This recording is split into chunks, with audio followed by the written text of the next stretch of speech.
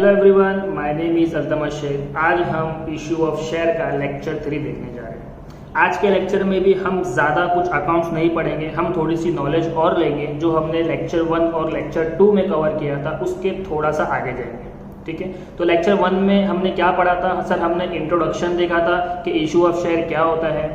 फिर issue of share को समझाने के लिए मैंने आपको एक बाबा जी का सपना बताया था। आई होप आपने वो वीडियो देखा होगा, तो आपको समझ में आया था इशू ऑफ शेयर क्या होता है। जब कंपनी पब्लिक से पैसा उठाती है और पब्लिक को बदले में कुछ अपनी कंपनी का हिस्सा देती है या शेयर देती है, उसी को कहते हैं इशू ऑफ शेयर, राइट। और मैंने आपको बताया था शेयर कैपिटल का मतलब क्या होता है। शेयर कैपिटल का मतलब share is a part of share capital. Share is a part of share capital. उसके बाद हमने देखा था टाइप्स ऑफ शेयर। तो टाइप्स ऑफ शेयर मतलब आपके सिलेबस के अंदर, अकाउंट्स के अंदर सिर्फ 2 टाइप्स के शेयर्स आपको अकाउंट्स में मिलेंगे। एक होगा इक्विटी शेयर्स और दूसरा होगा preference shares. Sir equity shares और प्रेफरेंस शेयर में डिफरेंस क्या है? Sir equity share real owner होते हैं और प्रेफरेंस शेयर्स रियल ओनर नहीं होते हैं। उसके बाद लेक्चर 2 में हमने देखा था very important topic, that is types of share capital. Share capital के टाइप्स कितने होते हैं? सर शेयर कैपिटल के टाइप्स होते हैं authorise share capital, issued capital, subscribe capital, called up capital, paid up capital, reserve capital. इन सब का मतलब मैंने आपको लेक्चर 2 में बहुत ही अच्छे से एक्सप्लेन किया था। अगर आपने वो वीडियो अभी तक नहीं देखा है तो आप पहले उस वीडियो को देखो ताकि आपको समझ में आ जाए टाइप्स ऑफ शेयर कैपिटल क्या होता है। आज के लेक्चर में हम बात करेंगे कंपनी की बैलेंस शीट की। देखो बच्चों, जैसे आपने डिसोल्यूशंस देखा, एडमिशन ऑफ पार्टनर सीखा, राइट, तो उसमें हमने जो बैलेंस शीट देखा था वो पार्टनरशिप बैलेंस शीट थी। यानी पार्टनरशिप फर्म की बैलेंस शीट और कंपनी की बैलेंस शीट में फर्क होता है, राइट। सर क्या फर्क होता है? देखो लायबिलिटी साइड पे जहां हम पार्टनर्स का कैपिटल लिखते थे वहां पे अब कंपनी क्या लिखती है? Authorise capital, issued capital, subscribe capital, called up capital, paid up capital. And हमने पढ़ा था sir called up minus paid up that is calls in arrear. अगर आपने कॉल किया और आपको पैसा पूरा नहीं मिला तो जो पैसा बच गया उसी को कहते हैं कॉल्स इन अरियर, राइट। तो कंपनी की बैलेंस शीट के बारे में आपको बहुत डिटेल में पढ़ने की जरूरत नहीं है, सिर्फ इतना पता होना चाहिए सर जो कैपिटल्स होते हैं वो लायबिलिटी साइड में आते हैं और उनका अपना ऑर्डर है। हम लोग ऊपर नीचे नहीं लिख सकते। सबसे पहला ऑथोराइज कैपिटल आता है, फिर इशूड कैपिटल, फिर subscribe capital, then called up capital, उसके बाद पेड अप कैपिटल। और कॉल्ड अप पेड अप में से जो डिफरेंस आ गया उसी को कहते हैं कॉल्स इन अरियर।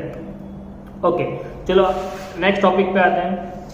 देखो बच्चों, आज का जो लेक्चर है वो भी कंसेप्ट बेस्ड है कि हमको सिर्फ और सिर्फ थोड़ा सा नॉलेज और बेस करना है इशू ऑफ शेयर पे। मैं आपको कोई जर्नल एंट्रीज, कोई सम्स नहीं कराने वाला हूँ। मैं आपको वापस से थोड़ा सा और नॉलेज देने वाला हूँ ताकि हमारा सम्स करने के टाइम एक भी पॉइंट बाकी ना रहे, क्योंकि सम्स में बहुत सारी चीज आती है लेकिन हर चीज आपका बेस स्ट्रांग होगा तो आपको इजीली समझ में आएगी। तो थोड़ा सा मेहनत हम लोग हमारे बेस को बनाने के लिए करेंगे। तो आज भी तीसरा लेक्चर है बट हम कोई सम्स नहीं करेंगे, ना कोई जर्नल एंट्री देखेंगे, ठीक है। आज भी हम सिर्फ टॉपिक पे बात करेंगे। ओके, तो आज के टॉपिक में हम बात करने वाले हैं। देखो बच्चों, जब इंसान बिजनेस करता है या कंपनी को खोलता है ना, तो वो जो भी प्रोडक्ट बनाएगा या जो भी शेयर्स को बेचेगा, हर शेयर्स की देखो अभी इशू ऑफ शेयर पढ़ रहे तो मैं सिर्फ शेयर्स की बात करूंगा, मैं चलो प्रोडक्ट की बात नहीं करता हूँ, मैं शेयर्स की बात करता हूँ।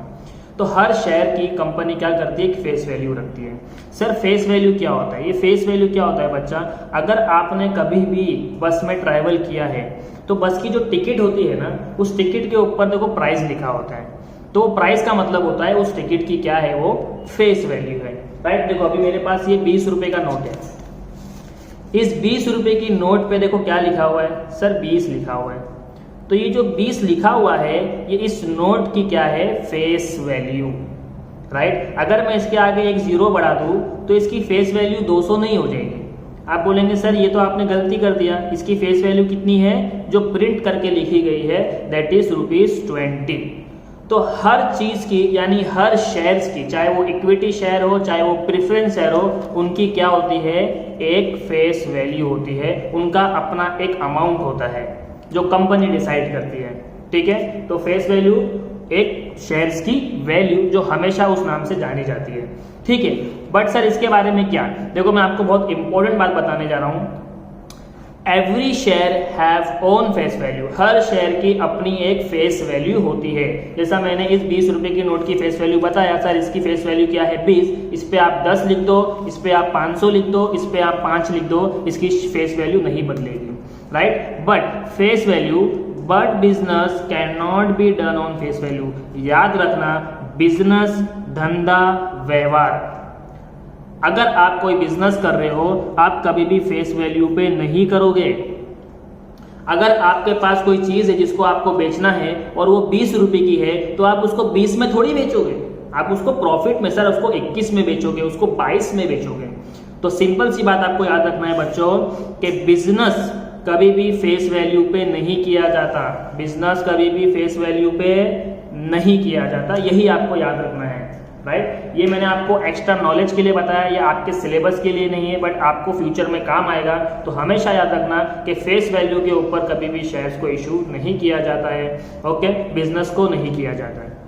तो सर किस पे किया जाता है, तो आगे देखो मैंने उसका आंसर लिखा है, business happen on issue price. Business किस पे किया जाता है, इशू प्राइस पे किया जाता है, कि अगर वो 20 रुपए की चीज है तो आप उसको कितने में बेचना चाहते हो, आप उसको 25 में बेचना चाहते हो, या आप उसको 20 से कम में बेचना चाहते हो, या आप उसको 20 में ही बेचना चाहते हो, या आपकी मर्जी। तो कंपनी जब शेयर इशू करेगी तो सर कितने में करेगी, तो देखो एकदम सिंपल सा बच्चों आपको याद रखना है कि कंपनी जब शेयर को इशू करेगी तो वो खुद अपना इशू प्राइस डिसाइड करती है। मैं सिर्फ और सिर्फ आपके चैप्टर के हिसाब से आपको बता रहा हूं कि आपके चैप्टर में 3 तरह से शेयर को इशू किया जाएगा। सर क्या है वो 3 तरीका, क्वेश्चन में आएगा कि 10 रुपए का शेयर है और 10 रुपया ही देना है सामने वाले को, यानी आपने 10 रुपए की चीज 10 में ही बेची, ना प्रॉफिट कमाया ना लॉस कमाया। अगर आप 10 रुपए की चीज 10 में ही बेच रहे हो, 10 रुपए का शेयर 10 में ही इशू कर रहे हो, उसे कहते हैं at par. At par, at par का मतलब 10 रुपए का शेयर 10 रुपए में मिलेगा। हाँ, बट अगर आपके क्वेश्चन में आया सर 10 रुपए का शेयर है और 20 रुपए में हम इशू कर रहे हैं, तो इसे कहेंगे एट प्रीमियम। हमने 10 रुपए का शेयर 20 में बेचा, यानी 10 रुपया आपने मुनाफा कमाया, प्रॉफिट कमाया, गेन कमाया, उसी को कहते हैं प्रीमियम। तो एट पार मतलब 10 रुपए का 10 में, प्रीमियम मतलब 10 रुपए का 20 में। लेकिन जब डिस्काउंट की बात आएगी 10 रुपए का 8 में, यानी 10 रुपए वाला शेयर आपने कितने में बेचा, 8 में बेचा, इसी को कहते हैं एट डिस्काउंट। तो कंपनी या पेपर में आपको जब इशू किया जाएगा शेयर्स को, क्वेश्चन में एट पार भी हो सकता है, प्रीमियम भी हो सकता है, डिस्काउंट भी हो सकता है। तो हमको तीनों के बारे में पढ़ना है, वो मैं आपको आगे समझाऊंगा जब हम सम्स करेंगे। सिर्फ आपको अभी ध्यान रखना है कि शेयर अगर 10 का 10 में इशू किया जा रहा है मतलब सर वो पार है, 10 का 20 में किया जा रहा है मतलब वो प्रीमियम है, और 10 का 8 में किया जा रहा है मतलब डिस्काउंट है। यानी 10 रुपया जो है मैंने आपको बोला ये फेस वैल्यू है, क्या है, फेस वैल्यू, और ये है इसका इशू प्राइस। सर 10 रुपया है और 10 रुपए में किया तो एट पार, 10 रुपया फेस वैल्यू है, 20 रुपया इशू प्राइस, तो प्रीमियम 10 रुपया कमाया, और 10 रुपए की चीज 10 से कम में बेच रहे हैं 8 में, तो डिस्काउंट हो गया। आई होप आपको समझ में आ गया कि at par, at premium, at discount का मतलब क्या है। पार मतलब 10 का 10, प्रीमियम मतलब 10 का 20, और डिस्काउंट मतलब 10 का कुछ 10 से कम, 8, 9, 7 जो भी।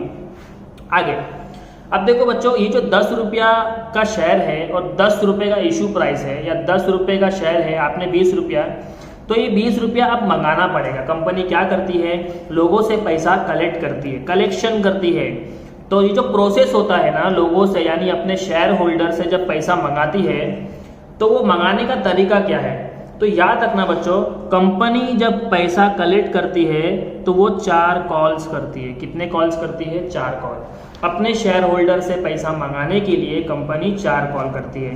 सर वो कॉल कौन कौन से है, सबसे पहला कॉल होता है एप्लीकेशन कॉल, उसके बाद अलॉटमेंट कॉल, उसके बाद फर्स्ट कॉल, और फिर फाइनल कॉल। तो एप्लीकेशन और अलॉटमेंट के बाद कंपनी डायरेक्ट फाइनल कॉल भी करती है, यानी वो कंपनी के ऊपर है, वो फर्स्ट कॉल करना चाहती है या सीधा फाइनल कॉल करना चाहती है। वो अपने पैसे को 3 कॉल में भी मंगा सकती है, 5 कॉल में मंगा सकती है, 50 कॉल में भी मंगा सकती है। लेकिन मैं आपके सिलेबस के हिसाब से पढ़ा रहा हूँ, तो आपके सिलेबस में कम से कम 4, मैक्सिमम 4 कॉल होगा और मिनिमम 3 कॉल होगा। और पहला कॉल एप्लीकेशन का, दूसरा अलॉटमेंट का, तीसरा फर्स्ट कॉल का, फाइनल कॉल का। चलो थोड़ा इसको और एग्जाम्पल से समझते हैं।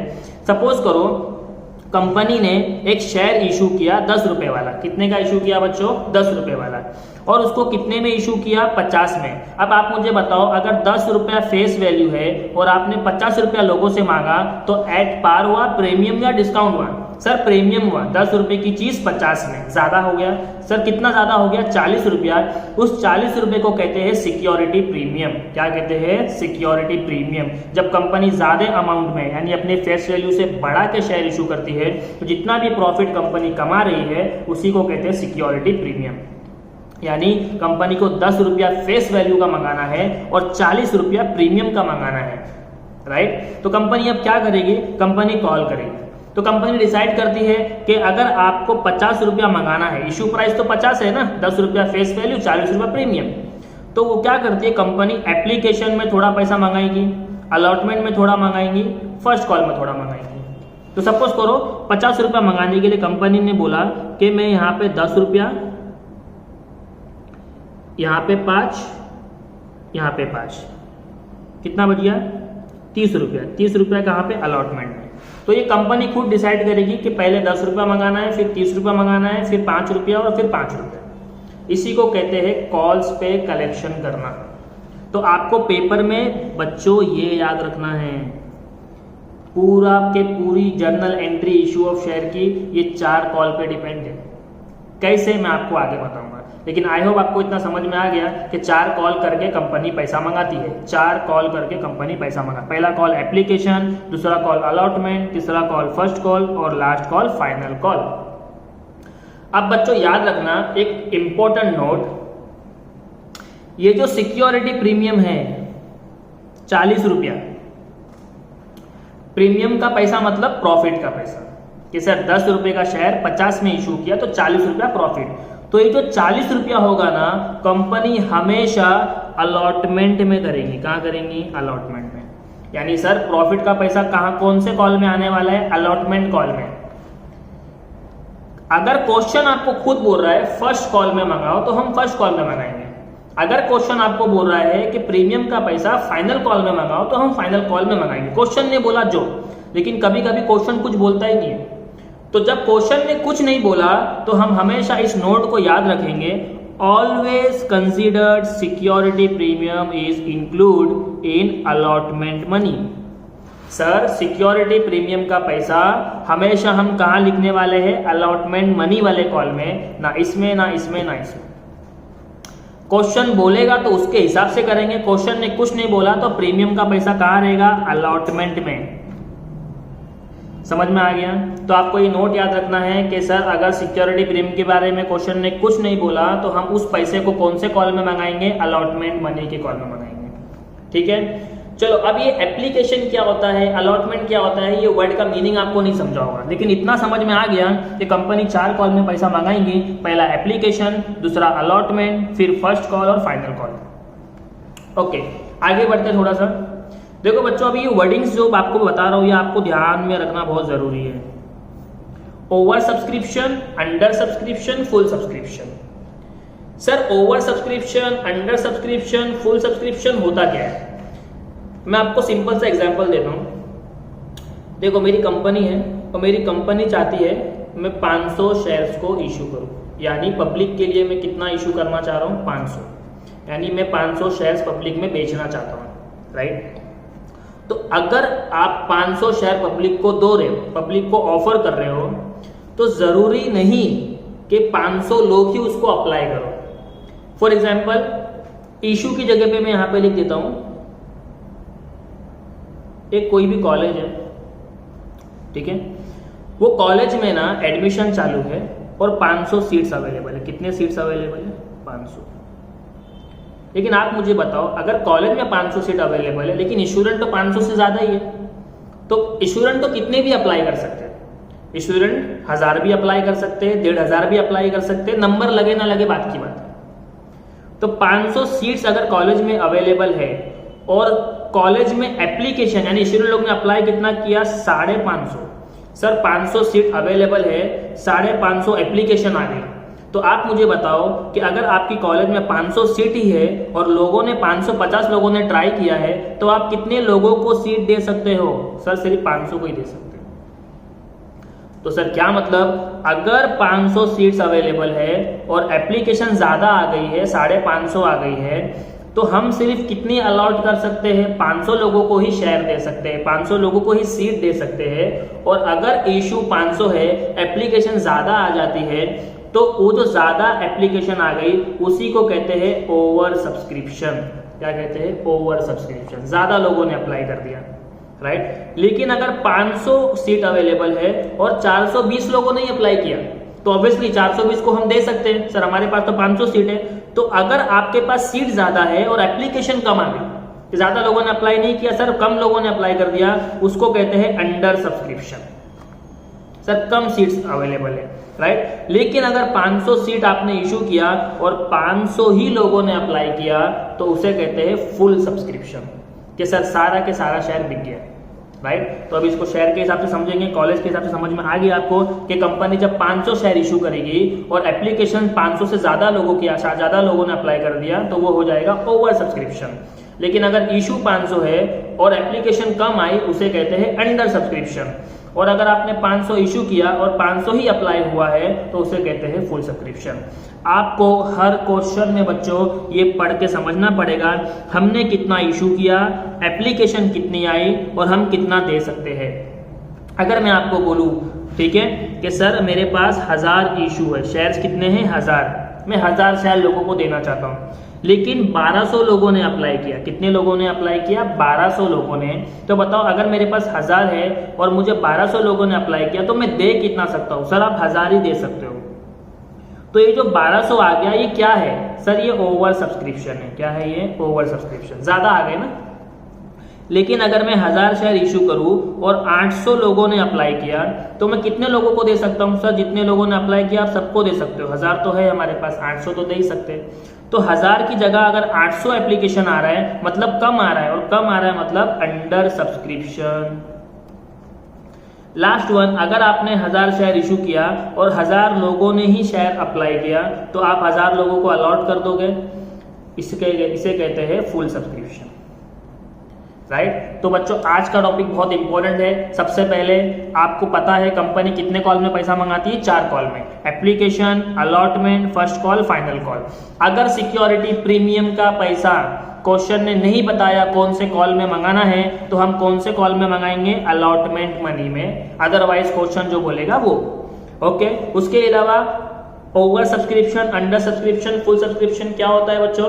कंपनी ने 500 शेयर इशू किया, ज्यादा एप्लीकेशन आ गई, ओवर सब्सक्रिप्शन।